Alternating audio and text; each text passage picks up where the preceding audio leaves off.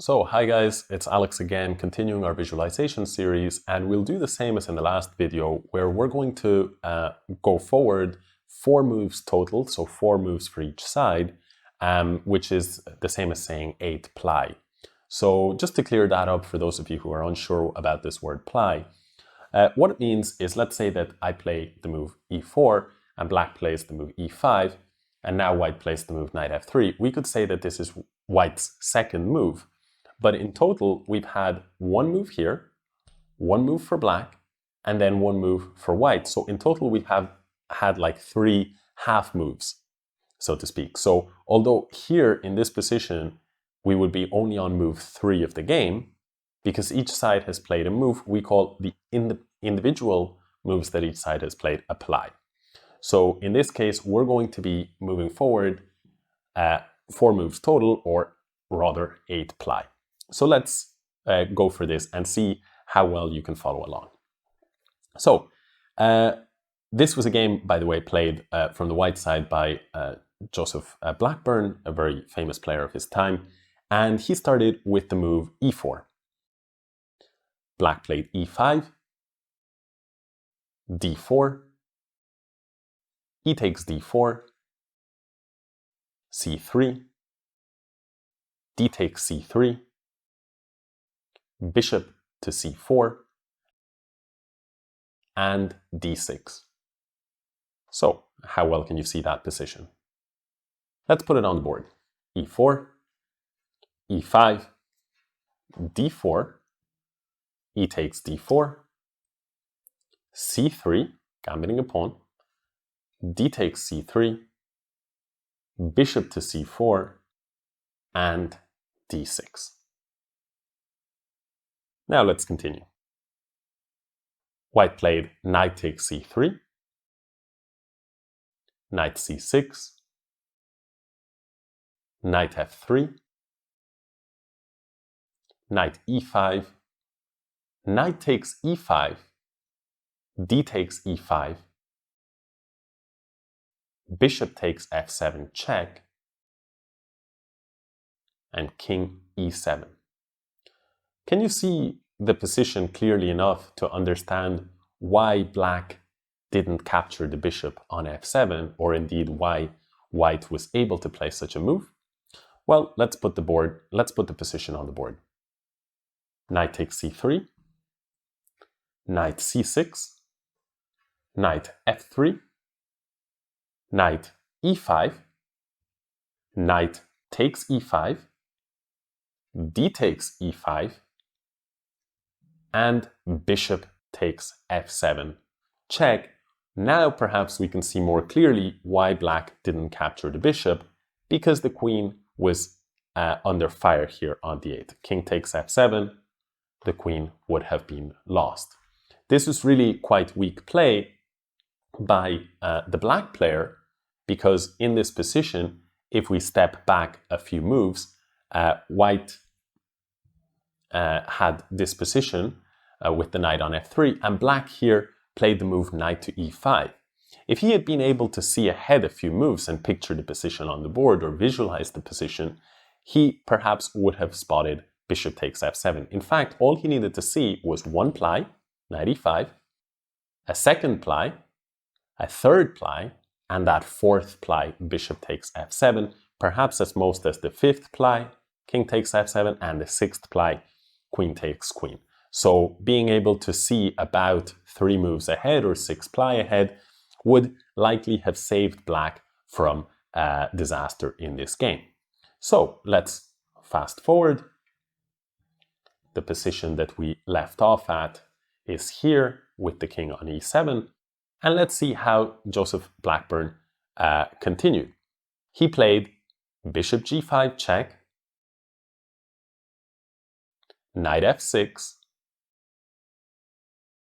queen to h5, c6, rook to d1, queen to a5, f4, queen to c5. Can you picture that position in your head? I don't know about you guys, but I find that the early opening positions, early opening moves are easier to follow, perhaps because of familiarity with openings that we've played many times. For example, following e4, e5 in your mind's eye, or e4, e5, knight f3, knight c6, I think is a lot more straightforward than following middle game stuff, which tends to be more unique and fresh. So let's try and reconstruct that position. I'll actually, as I was talking about this explanation, I will give you an opportunity to try and picture it once more. I will call out the moves once more. Bishop g5 check, knight f6, queen to h5, c6, rook to d1, queen to a5, f4, and queen to c5. Let's put it on the board. Bishop g5 check, knight f6, queen to h5, c6, rook to d1, queen to a5, f4, and queen to c5. So, did this match the position that you had in your mind? Let's continue. F takes e5,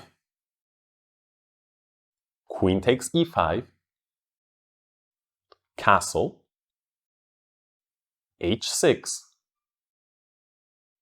bishop to e8, bishop to e6, rook takes f6, and g takes f6. The game has gotten very much crazy. Not only for those of you who are able to follow along and picture that position, I want you to think about that position and try and guess how white crashed through on the next move. White played a very active forcing move that created very serious problems for black. Can you see what that move might be? For those of you who cannot, let me place the position on the board and maybe you can solve it then. So let's put the position on the board. F takes e5, queen takes e5, white castled, pawn to h6, white ignored the bishop and he played bishop e8. Perhaps you can see why black shouldn't take the bishop. Black played bishop e6. White sacrificed an exchange, rook takes f6. Black captured the rook. And now this is the position that we had asked if you could see what white's best move, in fact his only good move and crushing move in this position is. But it's one thing to be able to see it from here, from this position, and it's another thing to be able to see it from 4 moves or 8 ply back. So for those of you who can see it here, well done. And for those of you who already saw the move, then it's truly great. Feel free to pause the video and solve in your own time. I will now show the move. The crushing move that Blackburne played is rook d7 check. Let's see how the game continued. Rook d7 check, bishop takes d7, and now queen f7 check, king to d6, queen takes d7 check, king to c5, bishop e3 check, king to b4, and let's now ask if you can picture that position and let's put it on the board.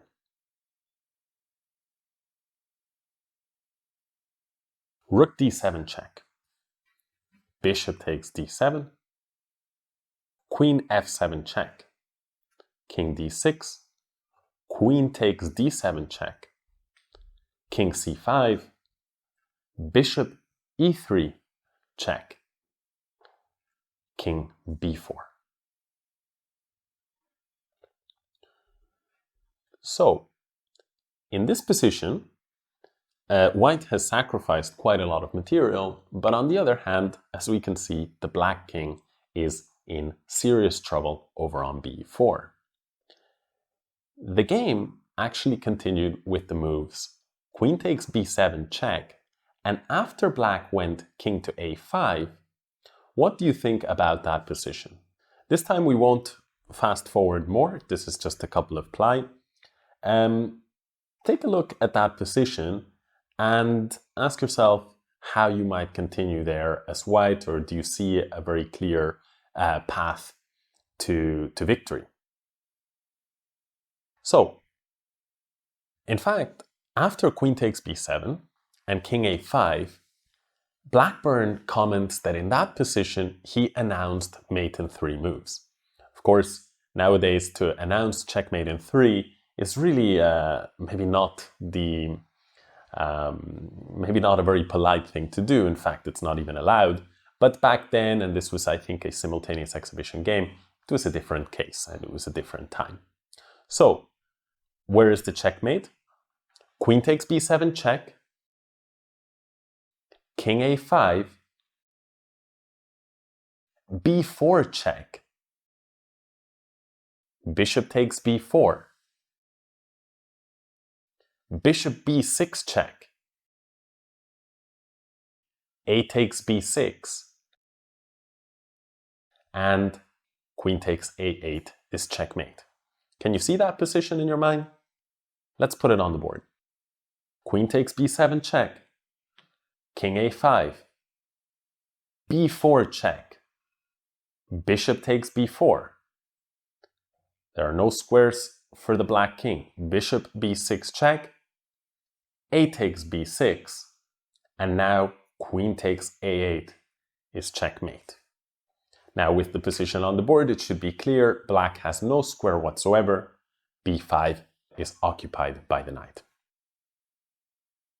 So, I hope you enjoyed this visualization video. Congratulations if you were able to solve and find moves such as rook d7 check, or even this mate in 3 towards the end. These are quite tricky. Blackburne was one of the better players of his time. So do not be too harsh on yourself if you were not able to find it. But if you were even able to follow along only in parts of the video and not in all parts, that's okay. This is going to be the case for most players, that they can't follow along smoothly from beginning to end. This can be challenging even for master level players. So, hope you enjoyed it, and hope to see you in the next video.